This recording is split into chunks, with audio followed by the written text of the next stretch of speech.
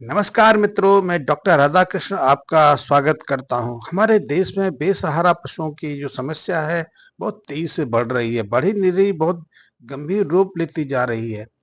20 में जो सेंसेक्स था, 20 में जो पशु पशुओं की जो जनगणना हुई थी, उसके अनुसार हमारे देश में 55 लाख से ज्यादा बेसहारा पशु हैं और इनमें सर्वाधिक संख्या उत्तर प्रदेश की आती है।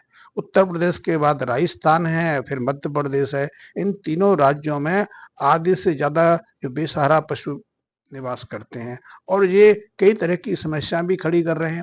वो स्वयं तो समस्या झेल ही रहे हैं, लेकिन दूसरों के लिए भी समस्या का कारण बन रहे हैं। ये बेसहारा पशु सड़क एक्सीडेंट का कारण बन रहे हैं।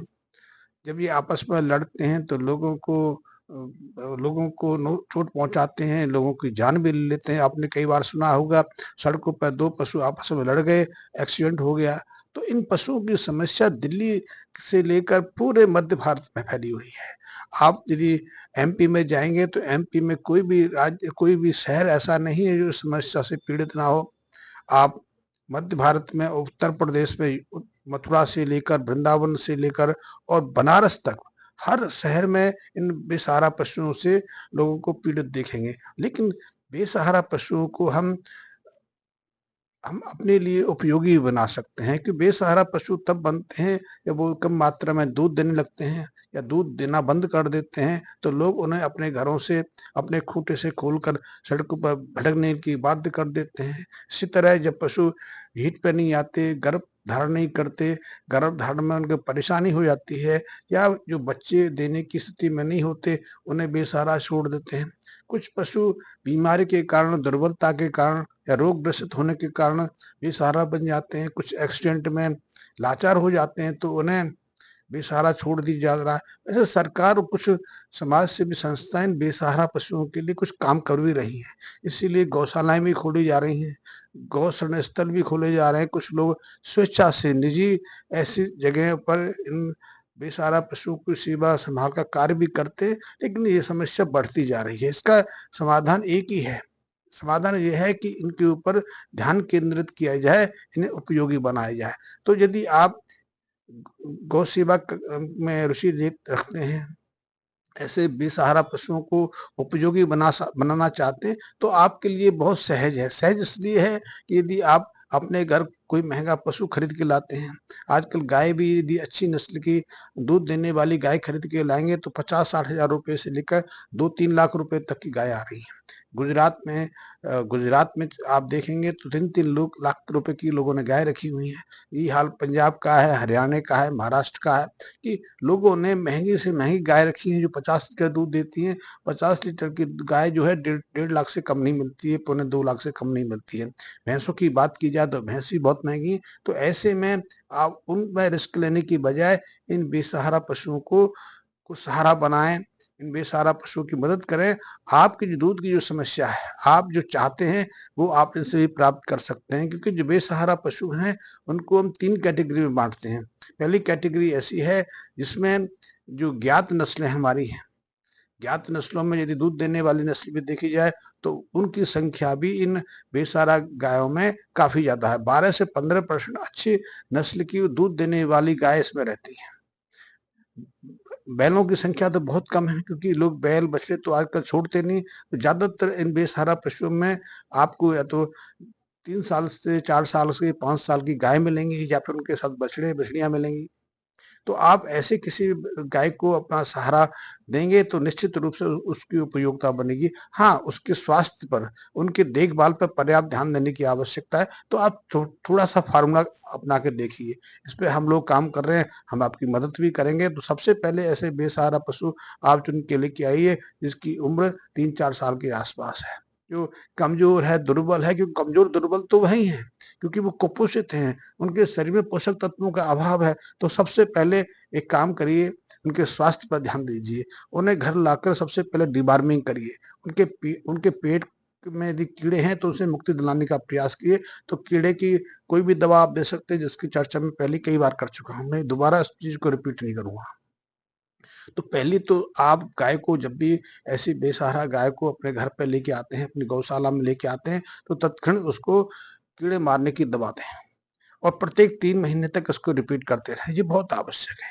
इससे उसके स्वास्थ्य में बदलाव आएगा, उसे खाने की जो रुचि है बढ़ेगी और उसके साथ में आप उन्हें लिपोफैट प्लस पाउडर दीजिए। ये बहुत अच्छा पाउडर है, इस पे हमने बहुत प्रयोग किया है।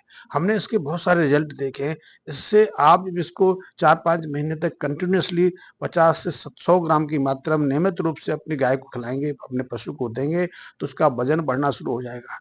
वो ज़्यादा खाना शुरू कर देगी, ज़्यादा समय जुगाली पे लगाएगी, तो उसके शरीर पर शाइनिंग आ जाएगी। आप जो कुपोषित के लक्षण के देखते हैं, उसकी हड्डियाँ निकलने देखते हैं, जो उसकी शारीरिक अवस्था, लुंज-पुंज देखते हैं, कमज़ोर स्थिति देखते हैं, उसमें निश्चित बदलाव देखेंगे। और जब 4-5 महीने तक आप इसको लिपोफैट प्लस पाउडर देंगे, तो निश्चित रूप से वो हीट पे आना शुरू भी कर देगी। हो सकता है 3-4 महीने में हीट पे आ जाए, 4-5 महीने के बाद हीट पे आ जाए, तो जब भी वो हीट पे आए, जब भी वो गर्मी पे आए, तो उत्तम नस्ल का उसके आस-पास जो उसमें गुण हैं, यदि कि देखा गया है कि जो बेसहारा पशु हैं, उनमें से काफ़ी ज़्यादा संख्या में तो हरियाणा की नस्ल होती है मध्य भारत में। मध्य भारत की जो हरियाणवी की नस्ल है, वो हरियाणा, मथुरा, भरतपुर, धौलपुर, मेरठ बहुत बड़े क्षेत्र में मिलती है। तो वो उसके लक्षण मिल जाएँगे, या फिर आपको मध्य प्रदेश की जो मालवी गाय, उसके लक्षण मिल जाएँगे। मालवी गाय भी बड़े क्षेत्र में मिलती है। इसके अलावा कभी-कभी इसमें आभराटी गाय के वंश वंश भी मिल जाएँगे। मेवाड़ी भी मिल जाएँगे। तो जैसे ही इनमें से आपको लगे कि इनके लक्षण ज़्यादा हैं, तो आप इन्हीं की नस्ल के किसी उत्तम जो नंदी है, उत्तम जो सांड है, उसके सीमन से उसको क्रॉस कराएँ। क्योंकि नेचुरल तो आप करा नहीं पाएँगे, क्योंकि आपके पास उत्तम नस्ल के सांड ही नहीं है। आप यदि मथुरा में रहते हैं, तो अपनी गाय को आप मथुरा से हरियाणा थोड़ी ले जा सकते हैं। आप हिसार थोड़ी ले जा सकते हैं। आप वहाँ से कोई अम्बाला थोड़ी ले जा पाएँगे। तो इसलिए कोशिश करिए, और इसमें थोड़ा-सा रिस्क लेने की आवश्यकता है, क्योंकि हम प्रयास करेंगे तो वो सुविधाएँ हम अपने यहाँ पैदा कर पाएँगे। अभी हर व्यक्ति के लिए, हर गौपालक के लिए ऐसी सुविधाएँ स्थापित करना आसान नहीं है। तो आप जब भी ऐसी गाय को पालें, उनके पालन-पोषण पर ध्यान दें, उनको पहले डिवॉर्मिंग करें, डिवॉर्मिंग के बाद उन्हें आहार जो संतुलित आहार देना शुरू करें। साथ ही जो मैंने बताया कि लिपोफैट प्लस पाउडर वो नियमित रूप से देते रहें, उससे उसकी बहुत सारी ज़रूरतें पूरी हो जाएँगी। उसमें बाईपास फैट भी है, बाईपास प्रोटीन भी है, उसमें कैल्शियम प्रोपियोनेट है, उसमें र्यूमन के माइक्रोफ्लोरा हैं, उनको डेवलप करने के लिए उसमें लाइव बैक्टीरियास भी हैं, यीस्ट पाउडर है, तो ये भी बहुत महत्वपूर्ण उसके लिए बन जाएगा। इससे उसकी भूख खुलेगी, वो अच्छे से डाइजेस्ट कर पाएगी, और जब भूख खुलेगी, डाइजेस्ट कर पाएगी, पर्याप्त मात्रा में चारे का सेवन करेगी, तो उसके शरीर का भरना शुरू कर देगी। उसके शरीर में एक चमक आनी शुरू कर देगा। तो साथ में इसके चाहो तो आप मल्टीविटामिन भी दे सकते हैं। आप इस क्रम को लगातार रहिए, और यदि वो गर्भ धारण कर ले, तो भी इस नियम को यथावत रखिए। इसके साथ में आप मल्टीविटामिन देना शुरू कर सकते हैं। 50-60 ग्राम मल्टीविटामिन उसके चारे में डाल दीजिए, या किसी और तरीके से उसको देना नियमित रूप से सेवन कर दीजिए। इससे बच्चे जो गर्भ में बच्चा है, उसके विकास पे बहुत सकारात्मक प्रभाव पड़ता है, और आप इस क्रम को जारी रखिए। हाँ, अंतिम जो 20-25 दिन है, उसमें एक सावधानी और रखिए। उसपे एक बात का और ध्यान रखिए कि जब ब्याने की उसकी अवधि हो जाए, तो उससे 20-25 दिन पहले तक आप उसको यू हेल्थ प्रोटेक्टर पाउडर देना शुरू कर दीजिए। ये अडर हेल्थ प्रोटेक्टर पाउडर उसके लिए बहुत महत्वपूर्ण है। इसमें कई चीज़ें रहती हैं।